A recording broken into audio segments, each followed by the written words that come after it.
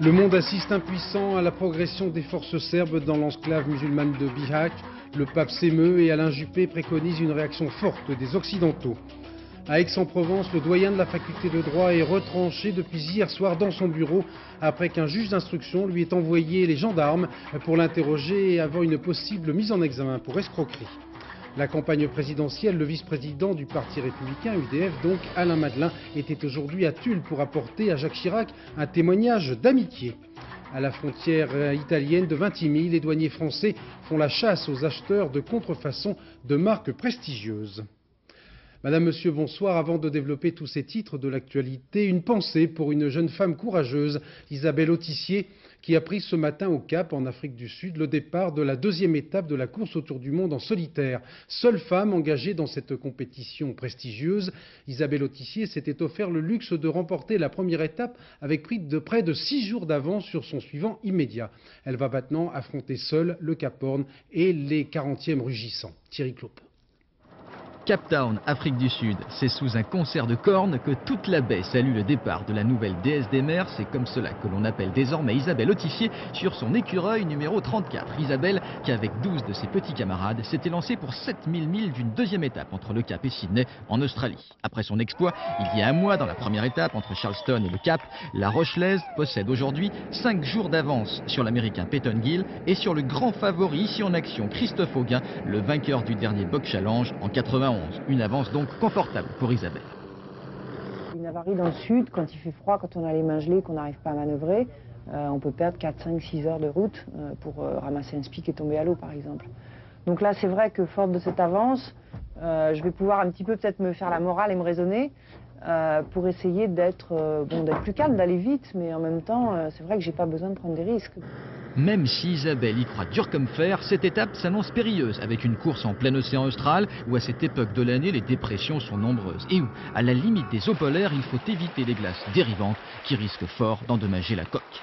Pendant ce mois d'escale, en plus des voiles toutes neuves, Autissier a cogité, s'est même payé le luxe de s'offrir à bord un chauffage d'appoint pour faire sécher ses petites affaires. Dans cette étape du Sud, Isabelle et son voilier risquent fort en effet de ramasser de belles tempêtes. La Dame des Mers damera-t-elle le pion une nouvelle fois la flottille de marins masculins lancés à sa poursuite? Réponse si tout se passe bien vers le 21 décembre, le long des côtes australiennes. Jean-Paul II a promu officiellement ce matin à Rome 30 nouveaux cardinaux, dont l'actuel archevêque de Sarajevo. L'occasion pour le pape d'évoquer la situation actuelle en Bosnie, où, a-t-il dit, tant de sang innocent continue de couler dans des combats fratricides et absurdes qui tachent de sang l'Europe et le monde. Le nouveau cardinal de Sarajevo s'est déclaré prêt à mourir pour la Bosnie après avoir accusé l'Occident de complicité dans les malheurs de son pays. Sur place, dans l'enclave musulmane de Bihać, l'étau des forces serbes continue de se resserrer inexorablement. Le gouvernement bosniaque a rejeté ce soir l'ultimatum serbe appelant les défenseurs de Bihać à capituler avant 20 h. Cela alors que le sang continue à nouveau de couler à Sarajevo. Tout de suite le point avec François Cornet. Après Bihać, Sarajevo s'enflamme à nouveau. La capitale bosniaque, où l'alerte générale a été décrétée, est depuis cet après-midi sous le feu de l'artillerie serbe, pourtant interdite dans le périmètre de sécurité autour de la ville. Les casques bleus, une fois de plus, ne font qu'observer. Une mission nouvelle, toutefois pour eux, sur le principal boulevard de la ville, surnommé l'allée des francs-tireurs. À l'abri d'un véhicule blindé aux couleurs de l'ONU, les civils traversent les carrefours particulièrement exposés au tir des snipers. Illustration dérisoire de la mission impossible de la force de protection des Nations Unies en Bosnie. Une force ONU, otage du mandat qui lui a été assigné et qui assiste impuissante depuis des mois à l'agonie des enclaves musulmanes de Bosnie orientale. Zepa, Srebrenica, Gorazde et aujourd'hui Bihać. Les frappes de représailles aériennes de l'aviation de l'OTAN n'intimident pas les Serbes. Après le raid manqué d'hier soir contre leur position dans la poche de Bihać à cause du mauvais temps, les combats ont redoublé de violence. Désolant constat de la force ONU, la puissante aviation de l'Alliance Atlantique ne sera pas suffisante pour desserrer l'étau serbe autour de Bihać et sans une opération conjointe au sol contre les forces serbes, la situation n'a aucune chance de se stabiliser. Le Conseil de sécurité va se réunir à New York pour examiner la situation en Bosnie, alors que les Nations Unies et son bras armé, l'OTAN, font chaque jour la preuve de leur impuissance. Alain Juppé préconise une réaction forte après l'attaque serbe contre la zone de sécurité de Bihać. Les événements dramatiques qui se sont produits autour de Bihać m'apparaissent être la conséquence des contradictions et des tergiversations de la communauté internationale depuis quelques semaines ou quelques mois. Il semble qu'on ait oscillé entre l'imposition du plan de paix que nous avions mis au point au mois de juillet dernier et qui avait été accepté par 3 des partis sur 4 et l'encouragement à reprendre l'offensive sur le terrain. Le résultat, on le voit. Mon sentiment personnel est qu'on ne peut pas laisser passer, une fois encore, cette agression serbe et se résigner au fait accompli. La communauté internationale s'y déshonorerait. Et je suis donc partisan, en ce qui me concerne, d'une réaction rapide et forte. En liaison téléphonique constante avec François Mitterrand, Édouard Balladur réunira demain après-midi à Matignon le ministre des Affaires étrangères et le ministre de la Défense pour faire le point. À Gaza, poursuite du bras de fer entre les partisans de Yasser Arafat et les militants du mouvement islamique Hamas. En réplique aux dernières manifestations pro-Arafat, le Hamas a organisé aujourd'hui un vaste rassemblement à Gaza, l'occasion d'appeler ses partisans à la lutte armée contre Israël. Reportage de notre correspondant Charles Anderlin. 8 jours après les affrontements qui ont fait 12 morts, la plupart des islamistes, le Hamas a choisi d'éviter la confrontation avec Yasser Arafat. Officiellement, ce rassemblement était destiné à commémorer la mort d'Imad Akel, le chef du groupe armé du Hamas, tué il y a 1 an par des unités spéciales israéliennes. Pas de slogan incendiaire contre l'autorité autonome palestinienne, mais de nouveaux appels au djihad, la guerre sainte contre Israël, contre les Juifs. Tuer des Juifs est un commandement qui nous rapproche de Dieu, déclare cet orateur. Un thème que l'on retrouve sur des banderoles. Traduction, le sang de nos martyrs et l'honneur du Hamas, la nourriture de son groupe armé dans sa lutte contre les Juifs. Non à la paix, non à l'accord avec l'occupant, non à ceux qui ont signé avec l'ennemi. Le Hamas en tout cas a observé scrupuleusement ses engagements. Il n'y a pas eu de défilé risquant de dégénérer et aucune arme n'était visible. Tout s'est déroulé dans l'ordre. Il faut dire que le nombre de participants, moins de 15 000, était largement inférieur à ce qu'espéraient les chefs islamistes. Scénario inédit à Aix-en-Provence où le doyen de la faculté de droit va passer une 2e nuit retranché dans son bureau sous la protection entre guillemets de certains de ses étudiants. Hier après-midi, Charles Debache avait échappé aux gendarmes qui venaient le chercher sur mandat d'un juge d'instruction qui souhaitait l'interroger avant une possible mise en examen pour escroquerie et abus de biens sociaux suite à une plainte de la famille Vasarely. Les proches du peintre accusent en effet l'ex-président de la fondation Vasarely d'avoir détourné des tableaux. Sur cette affaire rocambolesque, reportage Yannick Aroussi et Philippe Boisserie. Charles Debache dispense en général des cours de droit, mais depuis hier, il donne plutôt des travaux pratiques à certains de ses étudiants. Le thème est original, comment se soustraire à un mandat d'amener signé par un juge et exécuté par 3 gendarmes. Des gendarmes partisans selon lui et même violents. Comment un professeur de droit pourrait-il accepter d'être battu par des gendarmes sur la voie publique alors qu'il se rend pour faire court? Charles Debache a finalement fait court. Après avoir échappé aux gendarmes, il s'est réfugié dans son université où les forces de l'ordre ne peuvent intervenir qu'avec l'autorisation du président et où bon nombre d'étudiants lui ont apporté leur soutien. Si M. Debache a des explications à donner à la justice, et manifestement il a des explications à donner puisqu'il dit n'avoir rien à se reprocher, mais qu'il donne ces explications. Qu'il donne ces explications au juge d'instruction plutôt que de fuir la justice comme il le fait aujourd'hui. Car en dehors de cet épisode rocambolesque, il y a le fond de l'affaire. Depuis 4 ans, sous l'impulsion de la belle-fille du peintre, la famille cherche à savoir comment a été gérée la fondation Vasarely par M. Debache. Je l'ai accusé de certaines choses, c'est certain, et je maintiens mes accusations. C'est-à-dire ? Détournement de tableau, détournement de fonds, abus de confiance. Mes beaux-parents étaient très âgés, il en a fait ce qu'il a voulu. Les seuls tableaux qui manquaient, c'était 13 tableaux qu'avait emporté Vasarely et que sa belle-fille, la principale accusatrice, avait exportés à l'étranger. La logique serait de dire à la justice de trancher, mais la logique n'est peut-être pas au programme des étudiants. Après quelques jours de réflexion, le garde des Sceaux, Pierre Meignery, est entré à son tour dans la controverse autour de l'amendement du député RPR Alain Marceau, ancien magistrat, un amendement verrouillant totalement le secret de l'instruction. Le ministre de la Justice a réprouvé l'initiative du député en prenant la concertation sur un sujet aussi délicat. Chantal Kimerlin. L'amendement qui renforce le secret de l'instruction a été voté rapidement et de nuit. Face à Alain Marceau, le garde des Sceaux avait laissé faire, laissé passer. Revirement, aujourd'hui le ministre juge l'amendement inapplicable. Pour moi, c'était un amendement d'appel et un amendement d'humeur, sans conséquence, dans la mesure où le Sénat travaille depuis 4 mois sur ce sujet et que j'ai dit très clairement qu'on n'improvise pas sur un sujet aussi difficile et aussi sensible un amendement à minuit. En fait, plutôt que la nuit, ce sont les petits matins politico-médiatiques et la tempête des réactions qui s'en suivit qui ont, semble-t-il, porté conseil au garde des Sceaux, allant jusqu'à désavouer le député auteur du texte, surprise de ce dernier. Il était bien présent au Parlement. Et puis aussi, Pierre Meignery a changé d'avis depuis qu'il a écrit dans le courrier du Parlement de la semaine dernière. Concernant le secret de l'instruction, je pense qu'il faut le protéger. Je souhaite que des mesures concrètes soient prises le plus rapidement possible. Le texte de l'amendement Marceau sera soumis dans quelques jours au Sénat. On peut penser que la sagesse des élus du Palais du Luxembourg éclaircira les relations entre le ministre et le député. Des relations qui restent tendues, chacun restant avec force sur ses positions. Tout ce que je sais, c'est que le Sénat ne le votera pas. Je ne pense pas que les sénateurs prendront le risque d'éluder le problème. Le problème de la présomption d'innocence se pose. Tous les citoyens de la rue le demandent en tous les cas. Et même s'il appartient maintenant au Sénat de se prononcer, l'avenir de l'amendement sur le secret de l'instruction semble aujourd'hui sérieusement compromis.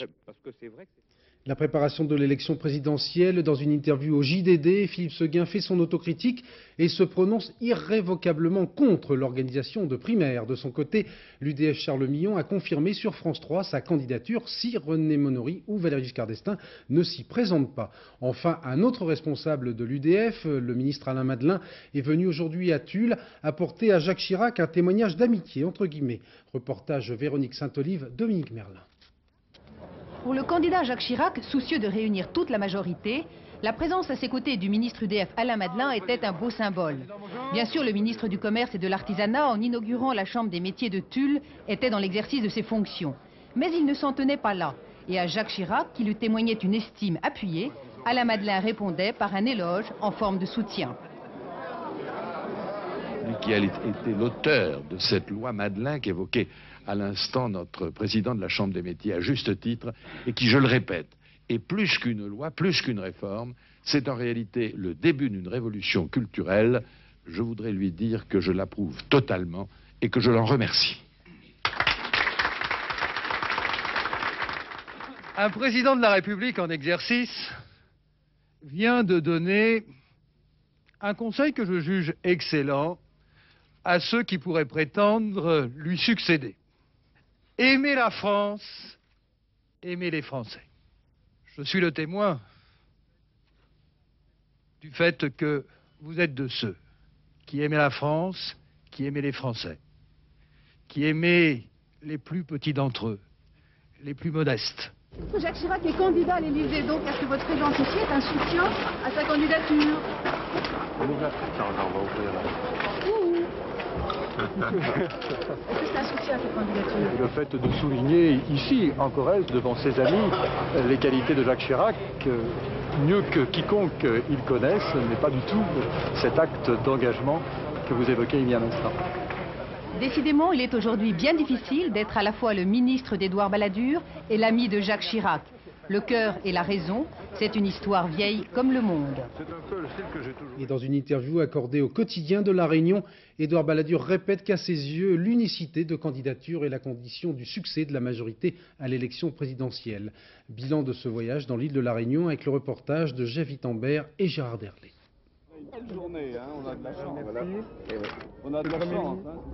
De la détente, presque du tourisme pour Édouard Balladur, c'était l'étape au cœur de l'île de la Réunion, dans le cirque de Sillaos, un cadre grandiose et un site bien particulier pour le Premier ministre. La commune est en effet jumelée avec Chamonix. Le folklore en plus, Édouard Balladur aura développé ici exactement les mêmes thèmes qu'en métropole. Hier, l'enseignement et la sécurité, aujourd'hui, l'aménagement du territoire. Bien renseigné, il n'oublie pas le mot de commentaire sur chaque détail de la vie locale. Mais ceux qui guettaient la petite phrase politique auront été déçus. Entre deux bains de foule, il y en a eu beaucoup, le Premier ministre n'a parlé que de dossiers concrets, distribuant au passage beaucoup de lignes de crédit en faveur de la Réunion. Et si l'on a souvent cru voir la tournée d'un futur candidat à la présidence, l'intéressé préfère en sourire. J'accomplis ma fonction et je m'acquitte des responsabilités de ma fonction. Et je pense que si je restais dans mon bureau à traiter des dossiers et à signer des parapheurs du matin au soir et rien d'autre, on s'en serait surpris. On aurait d'ailleurs raison de l'être. C'est tout ce que je peux vous dire. À l'heure du bilan de cette deuxième visite d'Édouard Balladur dans les Dom-Tom, on retiendra l'ambiance d'une pré-campagne électorale et aussi un petit air de vacances, loin des sondages qui déclinent, loin, pour quelques heures encore, des rigueurs de la métropole. Pour sourire un peu, cette première sélection des petites phrases effectuées par le club de l'humour politique sont entre autres nominées Valéry Giscard d'Estaing pour avoir déclaré à Benazir Bhutto « Votre peuple a eu l'intelligence de vous élire 2 fois » ou encore Jacques Chirac pour cette affirmation « Je continue à essayer de réfléchir ». Retour à des préoccupations beaucoup plus sérieuses, voire dramatiques, la situation d'exclusion dans laquelle vivent des millions de Français, dont certains, tout simplement, ne mangent pas à leur faim. Depuis 10 ans, fonctionne en France une banque alimentaire, fournie essentiellement par les industries agroalimentaires ou encore la communauté européenne, mais aussi une fois par an par les Français. L'an dernier, la générosité de ces Français a permis de confectionner environ 6 millions de repas. Reportage Patrick Reslob, Pascal Caron. C'est la journée aujourd'hui de la lutte contre la faim. Je vous remercie pour ce geste généreux que vous allez avoir. Tirez dessus, tirez dessus. Voilà. Bonne journée à vous. Au revoir. Lui s'appelle Sicko. Son rôle dans cette grande surface parisienne, c'est d'attirer l'attention des personnes qui n'auraient pas encore eu leur petit sac. Celui qui sert à faire des provisions pour les banques alimentaires. En achetant pour soi, on peut aussi faire quelques emplettes pour ceux qui sont dans le besoin. Les clients répondent volontiers à l'appel. Je te remercie. Merci maman. Ben là j'ai acheté des pâtes, des choses qui se conservent, peut-être des gâteaux. On ne peut pas remplir son caddie et s'empiffrer en pensant que les autres n'ont rien. On est aussi, nous, dans le souci et donc j'aide. Si beaucoup de consommateurs se contentent de remplir seulement leur sac, certains font plus encore. Vous êtes 20 francs? Écoutez, 50 francs. C'est dans les 50 francs. 500 francs à peu près. La participation du public, elle est importante car elle est l'occasion d'un geste de solidarité où chacun peut s'investir, je dirais, affectivement puisqu'il a le choix des produits en qualité et en quantité. Les sacs sont centralisés dans les magasins. Envoyés dans les différentes mairies, les produits sont ensuite triés. 64 banques alimentaires se servent dans ces stocks entreposés pour répartir les produits à des associations qui feront des colis individuels. L'année dernière, 6 millions de repas ont été servis. Tous les participants de la chaîne sont bénévoles.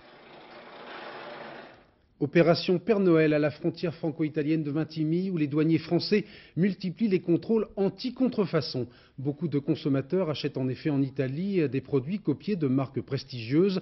Pour l'instant, ces opérations sont préventives, mais cela ne va pas durer. Commentaire Patrice Romden. On le dirait soucieux, comme traqué. Et pour cause, il fait partie de ces marchands ambulants auxquels la police italienne fait mollement la chasse sur le marché de Vintimille, la Mecque du faux. Faux sacs, fausses montres, faux foulards, faux parfums, bref, fausses marques et vraies arnaques. On va voir, on va voir. Non, ça ressemble pas vraiment. Pour une personne sceptique, combien plus ou moins consentante se laisse tenter par la bonne affaire? Le luxe à bas prix est donc forcément suspect. Alors, combien? Trop, beaucoup trop, au goût des douanes françaises qui depuis hier mènent une opération de contrôle. À la frontière franco-italienne, le comité d'accueil applique la loi. Petit 1, confiscation des objets. Petit 2, une amende dont le montant est 2 fois supérieur à la valeur de la saisie. Et pour l'heure, on en reste là, mais sachez qu'il existe un petit 3. Le contrevenant risque jusqu'à 2 ans de prison. Bref, la France durcit son arsenal répressif. La contrefaçon depuis 4-5 ans, c'est mondialisé, devenu, touche tous les domaines, touche l'équipement automobile, touche les machines-outils, touche les jouets, touche le textile, etc. Donc les risques, c'est d'abord que vous n'achetez pas la marque, donc vous n'achetez pas la qualité. C'est la première chose. Deuxième chose, vous mettez en danger votre propre sécurité parfois. En effet, une fausse marque de frein et vous voilà dans le fossé. Sur 10 marques copiées dans le monde, 7 sont françaises. Voilà pourquoi la France s'acharne sur la contrefaçon, une industrie illicite qui lui coûte 30 000 emplois et qui représente 100 milliards de dollars, soit 5% de la valeur du commerce mondial. Une enquête préliminaire a été ouverte par le parquet d'Amiens dans la Somme après la mort dans un hôpital de cette ville il y a une semaine d'un enfant de 7 ans et demi qui souffrait de violents maux de tête et pour lequel ses parents avaient en vain réclamé un scanner. Enquête Benoît Gadret, Gilles Balbastre. Jean-Baptiste avait 7 ans, il est mort en quelques heures à l'hôpital Nord d'Amiens. Il y a une semaine, l'enfant qui n'a jamais connu de problème de santé est hospitalisé en pédiatrie. Jean-Baptiste souffre de violents maux de tête, il est 20 h, l'enfant est accueilli par un interne. L'interne a téléphoné au médecin de garde pour demander le scanner, mais ne lui a pas révélé, ne lui a pas précisé que Jean-Baptiste avait des pertes d'équilibre. Il était hospitalisé pour un mal de tête. Bon, et on nous a dit s'il fallait passer un scanner à tous les enfants qui ont des maux de tête, bon, ben, on n'en sortirait pas. Il hurlait, il se tirait les cheveux derrière le crâne. Bon, il vomissait beaucoup. Et surtout cette perte d'équilibre. Moi, j'ai tout de suite senti que c'était très grave. Et ils ne m'ont pas écouté. Au petit matin, Jean-Baptiste sombre dans un coma profond. Il est opéré d'urgence en vain. Diagnostic des médecins, une tumeur foudroyante, un cas rarissime en France. À la demande du parquet d'Amiens, 3 médecins ont été entendus aujourd'hui par la police. L'enquête devra déterminer si le service a fait preuve de négligence coupable et si opéré dès son admission, Jean-Baptiste aurait pu être sauvé. C'était aujourd'hui la journée nationale des détenus. L'occasion pour nous de donner un coup de projecteur sur une expérience généreuse menée depuis maintenant 6 ans à Clairvaux par le Secours catholique et les Compagnons d'Emmaüs qui ont ouvert un centre d'accueil pour les familles de prisonniers. Reportage Caroline Laudrin, Daniel Lévy. Ô Marie, nous te demandons de bénir notre maison. Garde-la dans ton cœur immaculé. Chaque journée débute par une prière dédiée à tous ceux qui viennent à la Fraternité Saint-Bernard. Une petite maison tenue par 3 religieuses dans un village pratiquement désert face au grand mur de la centrale de Clairvaux. Depuis 6 ans, les sœurs hébergent les familles de détenus qui viennent de loin. Avec 45 francs par jour, on paie moins cher qu'à l'hôtel, mais surtout on se sent moins seul le soir après 2 heures de parloir. On arrive ici, on prend son café, on discute, on se fait à manger, on parle, il y a la télévision, il y a tout quoi. Ne pas se retrouver toute la nuit tout seul, c'est triste, Clairvaux. Il n'y a rien autour, c'est la prison, c'est tout. Le fait que ce soit des sœurs, c'est important? Oui, parce qu'elles sont neutres, elles aiment tout le monde, elles jugent personne, voilà. Dans la vie de tous les jours, les familles de détenus s'enferment souvent dans le silence, car au sentiment de honte s'ajoute parfois celui de culpabilité. Ils ont l'impression d'avoir un peu raté l'éducation de leurs enfants. Même si c'est pas toujours vrai. Bah, vous savez, on peut pas trop dire d'ailleurs. Surtout, il faut écouter. Surtout pas leur faire la morale, ni... Puis aussi, on ne pose pas de questions. On veut rester toujours discrète. C'est un travail d'écoute, de présence, d'attention. Je vois rien que le fait de préparer leur lit. Je trouve... je me dis, on accueillerait n'importe quelle personne de notre famille, on ferait les lits. Venir au parloir pour certains parents relève de l'expédition. Ils ne viennent qu'une fois par an. La rencontre est alors un moment crucial, un mélange d'angoisse et de plaisir où chacun doit cacher sa peine. Bon, la personne qui peut rester 2-3 jours ici à la fraternité voit son enfant, son père ou son mari. Disons que ça met un baume sur le cœur. Si c'est pour un seul jour, une seule fois, puis elle s'en va, elle a le cœur gros. Comme pour un rite, on se prépare pour le parloir. Les femmes se maquillent, s'habillent chaque jour différemment. En prison, un jour de parloir, c'est un peu jour de fête. Invité demain de l'heure de vérité à midi sur France 2, Marek Alter, artiste peintre puis écrivain. Marek Alter vient de signer le film Zedek, l'histoire d'une quête, celle de Marek Alter, qui depuis Varsovie, où il est né, part à la recherche des justes qui ont eu le courage de sauver des juifs en s'opposant à la barbarie nazie. Nathalie Saint-Cric. Ils ont risqué leur vie pour cacher un enfant, recueillir une famille juive pour chasser. Certains ont simplement refusé de dénoncer leurs voisins. Ils furent seulement humains quand l'ignominie était la règle. Madame Neury-Lançon, combien de gens avez-vous fait passer en Suisse? Je sais pas, je pense plus de 1000 en tout cas. Ah oui. Vous aviez peur? J'ai jamais eu peur. Vous savez, quand on... C'est l'affaire, je pense, de tous ceux qui entreprennent des actions où il y a des risques, on pense aux autres et on s'oublie. Et je pense que c'est pour ça qu'on n'a pas peur. Qu'aurais-je dit à mes enfants aujourd'hui si je n'avais rien fait? Des centaines de vies sauvées presque anonymement, Marek Alter a voulu retrouver ses justes en France et en Europe. Hommage à l'héroïsme modeste du quotidien. Bien sûr, il y avait des délateurs, des collaborateurs, nous le savons. Mais il y avait des Français extraordinaires, d'une générosité fantastique. C'est ici que les réseaux qui ont sauvé des enfants juifs étaient les plus perfectionnés. C'est là qu'on sauve le plus grand nombre d'enfants juifs, plus qu'en Italie, plus qu'en Belgique, plus qu'en Hollande. Une vision plus optimiste de ces années noires, mais aussi une question, pourquoi les autres n'en ont-ils pas fait autant? Marek Alter, invité demain de l'Heure de Vérité. L'Opéra de Paris a fêté hier soir à la Bastille le 70e anniversaire de Georges Prêtre, l'un des rares chefs français de réputation internationale, et cela en le conviant à diriger l'orchestre Maison. Reportage Ève Ruggieri.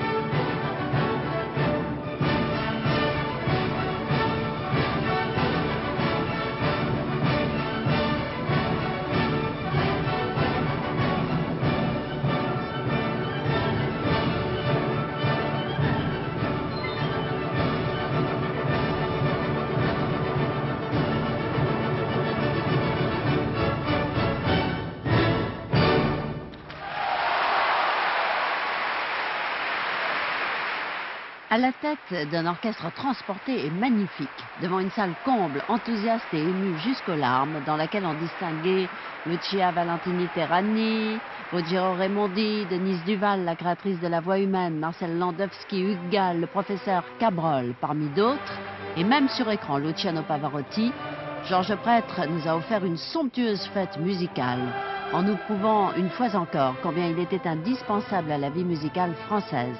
C'était des moments inoubliables que vous retrouverez le 8 janvier sur France 2 dans Musiques au cœur.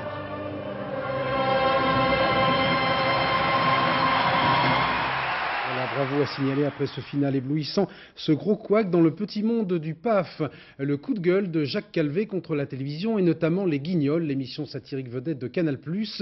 Le patron du groupe PSA qui a engagé une action en justice contre la chaîne cryptée. Cette télévision, dit-il, est ignoble et innommable. Au programme ce soir sur France 2, Nagui, puis Arthur, puis Catherine Sellac, qui vous présentera le dernier journal vers minuit 20. Bonne fête aux Delphines. Demain à 13h et à 20h, vous retrouverez Étienne Lénart. Quant à moi, je vous donne rendez-vous lundi à 20h50 pour l'émission de la rédaction de France 2 consacrée aux affaires. Dans quelques instants, la météo, signée Nathalie Riouet. Très très bonne soirée. Merci.